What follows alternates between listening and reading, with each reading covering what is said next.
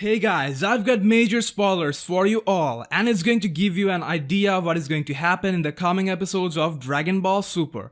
The spoiler is from the title and summary reveal of Dragon Ball Super episode 62. If you don't want to get spoiled, you know exactly what to do. Dragon Ball Super episode 62 title is I Will Protect the Future. Trunks, Superpower of Rage explodes. Airing date October 16th. He'll protect his own era. Trunks get furious. Goku and Company have a tough fight against Zamasu and Black. Future Trunks sends Goku and Company back to the past and faces off Black on his own. Goku this week, going to the Turtle Hermit Master Roshi to learn the Evil Containment Wave. Trunks entrusts Goku with finding a way of defeating Zamasu and Company. After returning to the past, Goku asks the Turtle Hermit to teach him the Evil Containment Wave, but translation courtesy Herms. So that's basically it.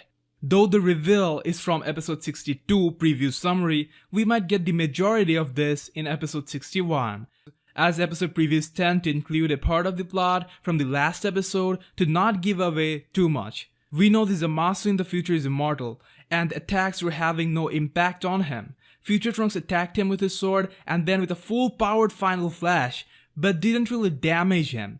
So in order to defeat him, they had to do something like sealing him away. And it looks like Goku and Company did figure out a technique they could use.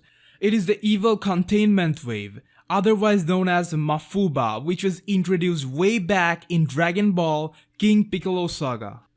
As explained in Dragon Ball Wikia, Evil Containment Wave is a technique designed to seal demons away by sucking them into a container with a spatial demon seal or Fuda on it. The move requires so much of the user's life force to perform that those who use it are likely to die soon afterward, despite the success of the technique. The move requires so much of the user's life force to perform that those who use it are likely to die soon afterward, despite the success of the technique.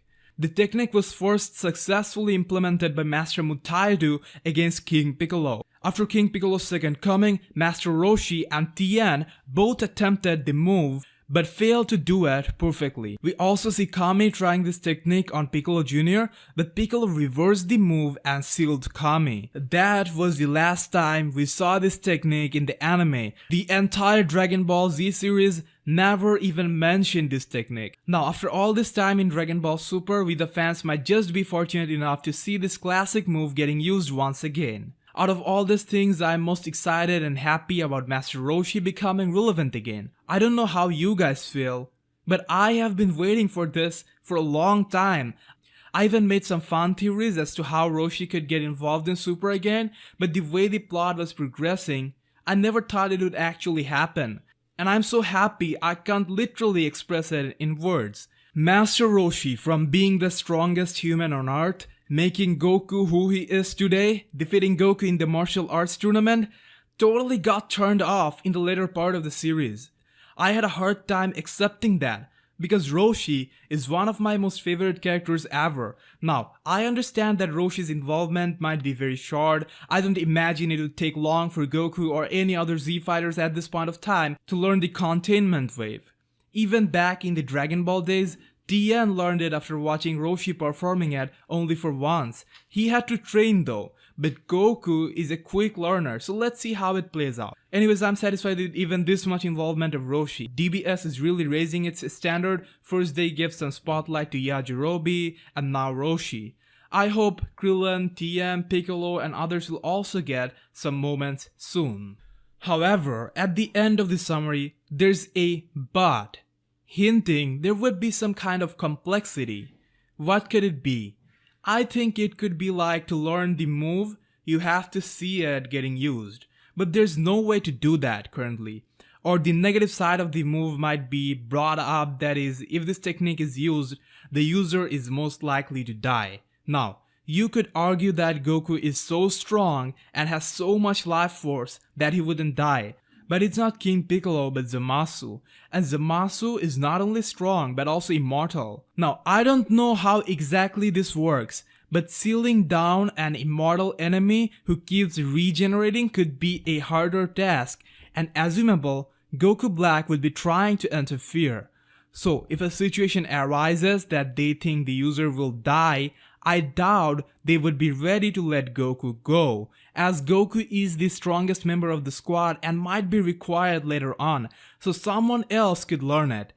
Now, the possibility of this happening is very low, but since Tien already knows the technique, they could just take him with them in the future and make him use the move, as Tien dying won't be affecting them that much. But like I said, it's very unlikely because Super probably doesn't have any plans of getting the Z fighters involved in the battle. Also, Goku would not ask someone else to die instead of him. Another issue could be the technique was originally designed to seal demonic creatures, but Zamasu is more like a god originally, so that point might get raised.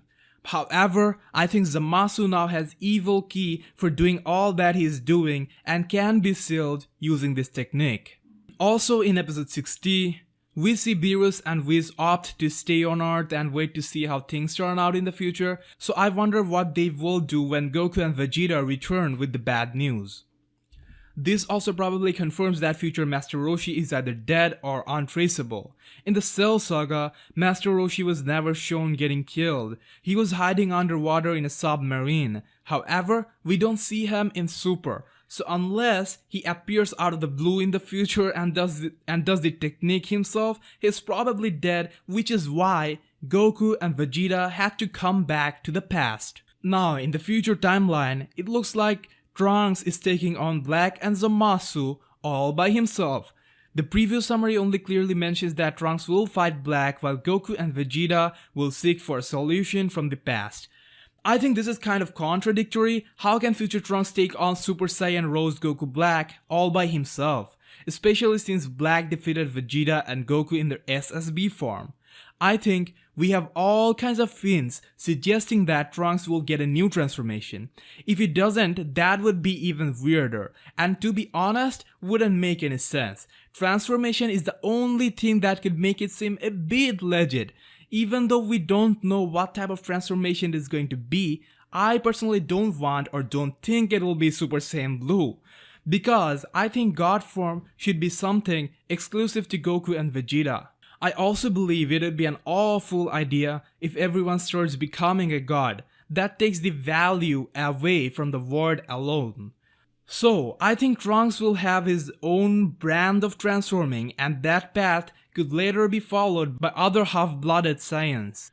The title says the superpower of rage. I think they could do something really intense and muscular. If there's a new transformation, I want it to be muscular AF. Maybe Trunks could pull off a Super Trunks, but with complete control over his body. That won't reduce his speed. Other justification could be Trunks was active throughout the years in his timeline as opposed to Gohan, and from what has been shown till now, half-blooded Saiyans have more potential. But having all that said, it is still a bit inconsistent provided Goku and Vegeta trained under Whis. And another huge point that people forget, they trained for years in the hyperbolic time chamber while they were in their SSB form. That's huge, a year spent totally on training. Then Trunks battling Black as good as them don't make too much sense.